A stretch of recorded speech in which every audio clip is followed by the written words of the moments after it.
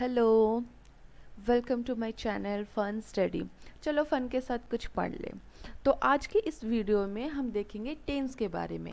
इससे पहले हम लोग पढ़ चुके हैं सेंटेंस क्या होता है, पर्सन्स क्या होता है, टाइप्स ऑफ पर्सन और कुछ वर्ब और फॉर्म्स ऑफ वर्ब हम देख चुके हैं। सो हमने बेसिक तो पढ़ लिया, अब हम टेंस से स्टार्ट करेंगे। तो जो टेंस है हम ये क्यों पढ़ते हैं, हम ये पढ़ते हैं कि हम इसको कहाँ पे यूज़ कर पाएंगे और व्हाट इज़ द फॉर्मूला। अगर हमें टेंस पता भी चल गया तो हम उसका क्या फॉर्मूला है, फॉर्मूला यूज करके हम सेंटेंस बना सकते हैं। तो लेट्स स्टार्ट। जो टेंस होता है it's of three types: present, past and future. Present जो अभी का सिचुएशन है, हम उसको वर्तमान काल जिसको बोलते हैं उसको प्रेजेंट बोलते हैं। पास्ट जो भूतकाल होता है, जो ऑलरेडी हो चुका है। एंड फ्यूचर को हम टाइम बोलते हैं क्योंकि ये अभी तक हुआ नहीं है, ये आगे होगा, तो ये फ्यूचर टाइम बोलते हैं। तो टेंस जो है वो डिवाइड किया गया है थ्री टाइम में: प्रेजेंट, पास्ट और फ्यूचर। आज की इस वीडियो में हम सिर्फ प्रेजेंट टेंस के बारे में पढ़ेंगे। So welcome to present tense. तो जो प्रेजेंट टेंस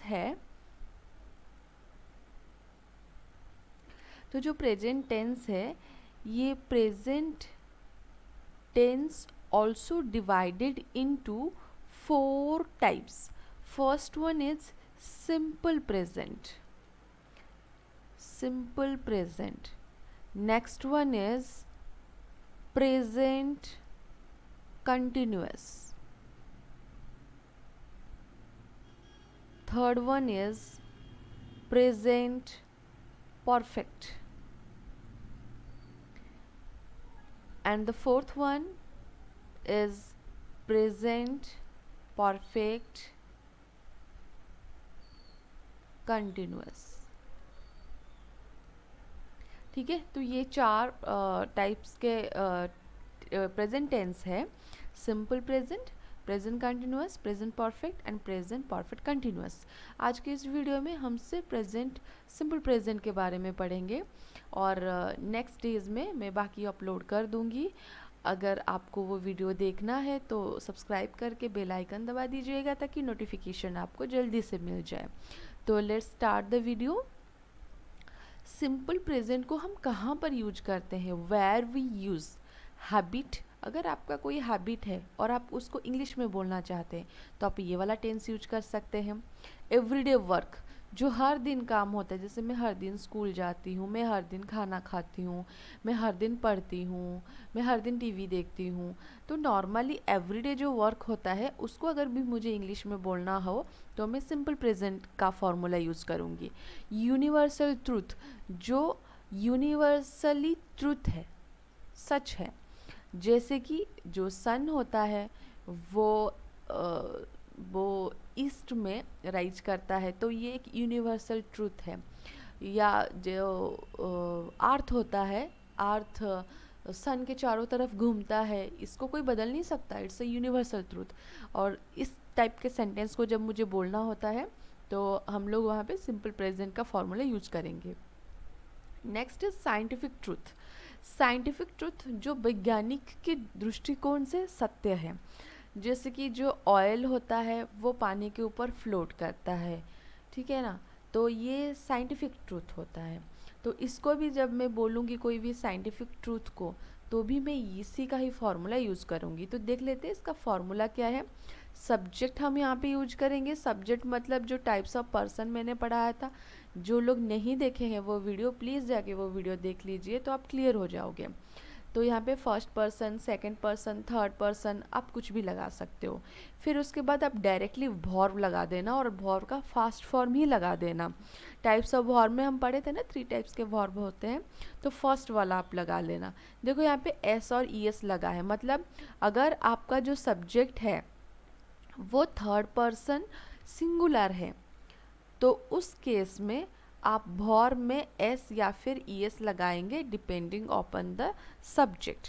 सब्जेक्ट को देखकर, अगर थर्ड पर्सन सिंगुलर को छोड़ के बाकी कोई भी सब्जेक्ट है, बाकी कोई भी टाइप्स ऑफ पर्सन है, तो आप सिर्फ वर्ब का फास्ट फॉर्म ही लगा दीजिएगा। तो चलते, तो फॉर्मूला हमारा रह गया सब्जेक्ट प्लस वर्ब और अगर थर्ड पर्सन निकला तो वर्ब में आप एस या फिर ईएस लगा देना।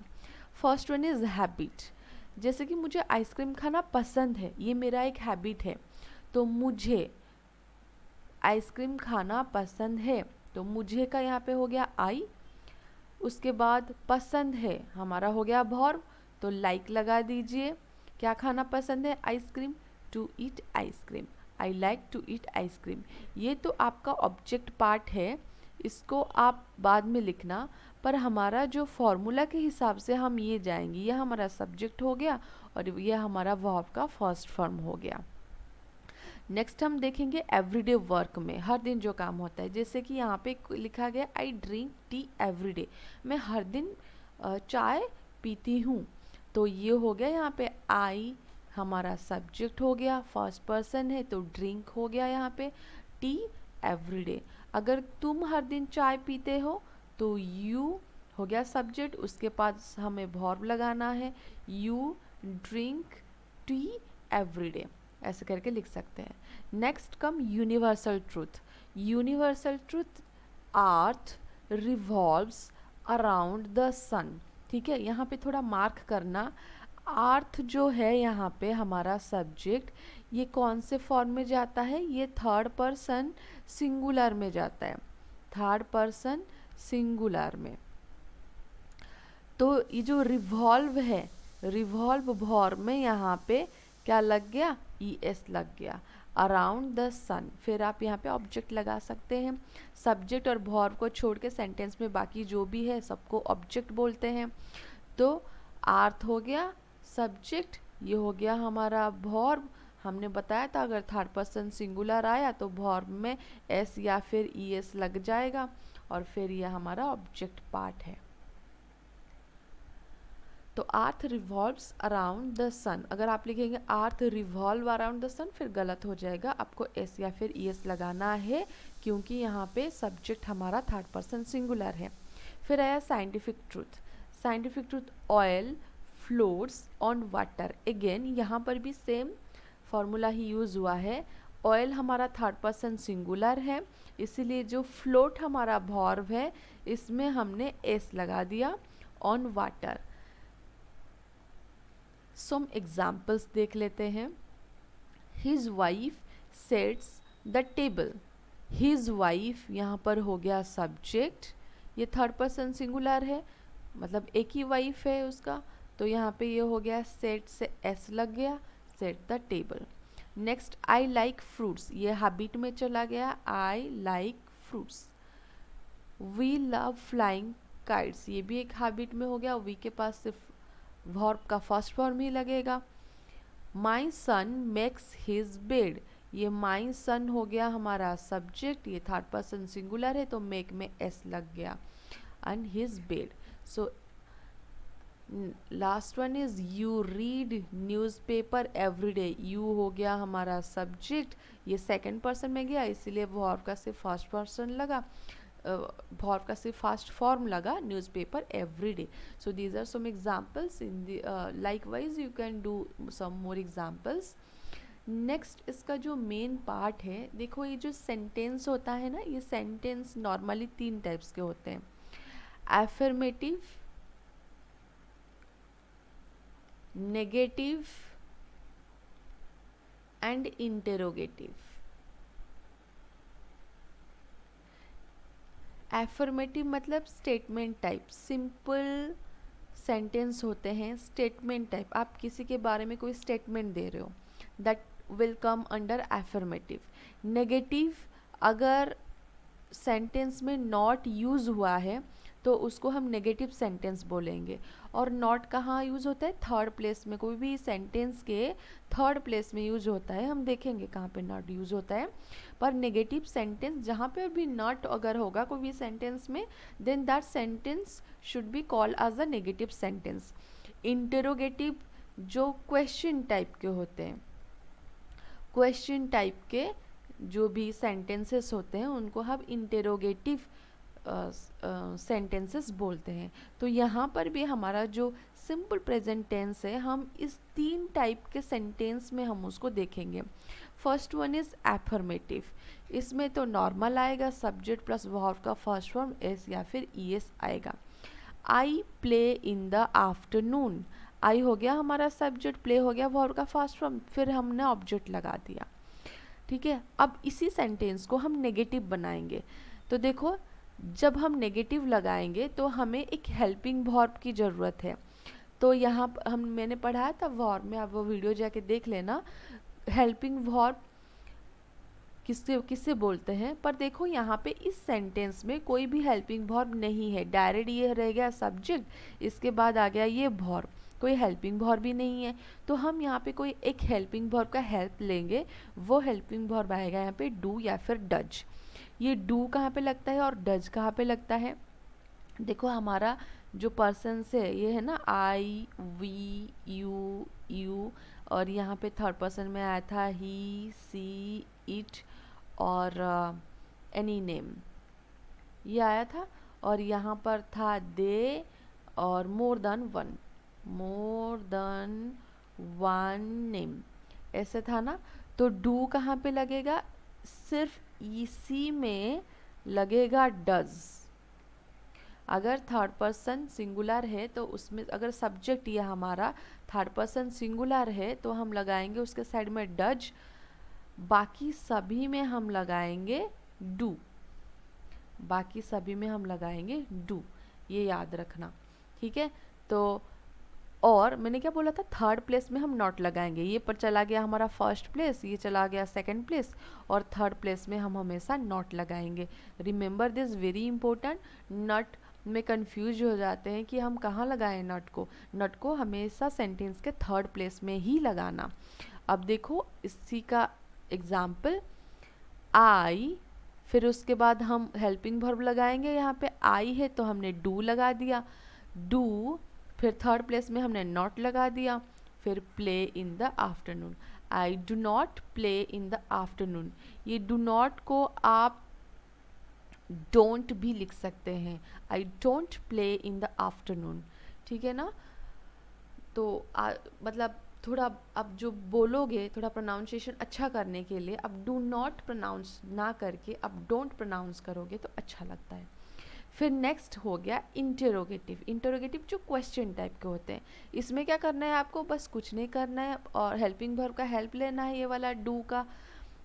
तो पहले क्या करना है, डू या फिर डज लगाना है डिपेंडिंग अपॉन द सब्जेक्ट, फिर उसके बाद वर्ब का फर्स्ट फॉर्म लगा देना है बस। तो सेम सेंटेंस को देखो, आई है यहाँ तो हम यहाँ पे डू लगाएंगे, फिर play in the afternoon, do I play in the afternoon, क्या मैं आफ्टरनून में खेलता हूँ, या फिर अगर लड़की होगा तो क्या मैं आफ्टरनून में खेलती हूँ, do I play in the afternoon. ठीक है, तो आई होप ये आपको समझ में आ गया होगा एफर्मेटिव में हम कैसे यूज करेंगे, नेगेटिव में एंड इंटरोगेटिव में कैसे हम सेंटेंस को लिखेंगे। नेक्स्ट यहाँ पे ये जो पॉजिटिव है, मतलब ये एफर्मेटिव और ये नेगेटिव और ये interrogative. I eat, I do not eat, और you can pronounce it I don't eat. Do I eat, we eat, we don't eat, do we eat, you eat, you don't eat, do you eat, he eats. See यहाँ पर हमने third person singular लगाया है इसीलिए ईट में S लगाया है। He doesn't ईट, पर देखो जब यहाँ पे डज बीच में लग गया तो यहाँ पे और ईट्स मत लगा देना, यहाँ पे सिर्फ ईट लगाना, डज ही ईट। और यहाँ पर भी जब तुमने हेल्पिंग वर्ब लगा दिया तो सिर्फ ईट ही लगाना। सिर्फ ये जो एफर्मेटिव सेंटेंस में ही आप लगाना वर्ब के साथ, सब्जेक्ट के साथ जब डायरेक्टली वर्ब कांटेक्ट में होगा और यहाँ पे कोई हेल्पिंग वर्ब नहीं होगा तो उस टाइम पे आप वर्ब में एस या फिर ईएस लगाओगे, बाकी नेगेटिव में और इंटरोगेटिव में नहीं लगाओगे। बहुत इंपॉर्टेंट है, कन्फ्यूजन आ जाता है। Next, she eats, she don't eat, does she eat, it eats, it doesn't eat, does it eat, Raju eats, Raju doesn't eat, Raju, does Raju eat, they eat, they don't eat, do they eat, Raju and Ramu eat। देखो यहाँ पे दो name है इसीलिए सिर्फ ईट लगा, अगर एक नाम होता तो ईट्स होता। So Raju and Ramu don't eat, do Raju and Ramu eat. ठीक है, तो आई होप आपको समझ में आया सिंपल प्रेजेंट क्या होता है, उस वो कहाँ पर यूज़ होता है, उसका फॉर्मूला क्या है, और 3 टाइप्स के सेंटेंस में हम उसको कैसे यूज करें। So this is all about today's video. If you like the video please subscribe and press the bell icon to get the notifications, and please like my channel, like कर दो, थोड़ा motivate हो जाऊँ। फिर share कर देना अगर किसी को चाहिए ये वाला वीडियो, किसी को आप चाहते हो कोई अपना टेंस क्लियर कर दे। और अगर कोई सजेशन हो तो मुझे कमेंट बॉक्स में देना, और कुछ भी बात करना हो तो कमेंट बॉक्स में देना। Thank you so much.